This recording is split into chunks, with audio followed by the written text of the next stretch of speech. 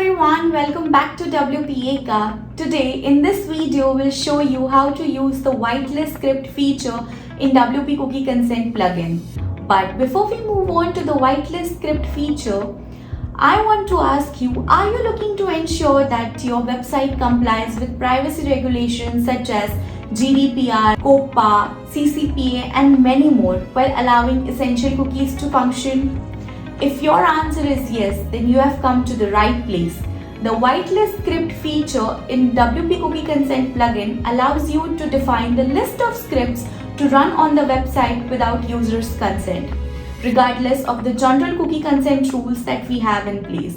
The Whitelist Script feature is useful for essential scripts required for websites' correct operation, such as Google Tag Manager scripts, YouTube video scripts, and Google Map scripts, and maybe many more.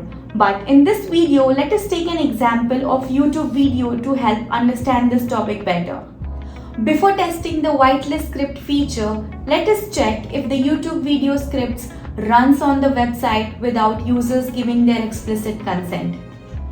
On the website's front end, the YouTube video scripts are blocked because the users have not given their consent. As you can see, the banner still appears here.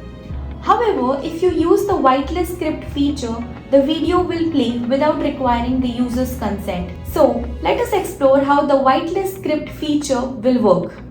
First, let's go to the WordPress dashboard. From your dashboard, navigate to WP Legal Pages plugin and click on WP Cookie Consent plugin. Now, it will redirect you to the plugin's dashboard. From the plugin's dashboard, click on Cookie Settings. Now, scroll down and look for the Script Blocker tab. From the Script Blocker settings, make sure to enable the toggle button of Script Blocker. Enabling the script blocker will automatically block all the scripts until the user gives their explicit consent. Now, scroll down and check for the Whitelist Script option. Within the Whitelist Script option, click on Add a new entry and enable the toggle button for Whitelist Script. Simply specify the Whitelist Script you want to run on the website without obtaining the user consent, and add the URLs that you want to be whitelisted. In this case, we will use a YouTube video as a whitelist script. Once you have added the script's URL to the whitelist section, scroll down and hit save. It will ensure that the scripts are running as expected without users' consent. Now that the whitelist script is set up, let's test it.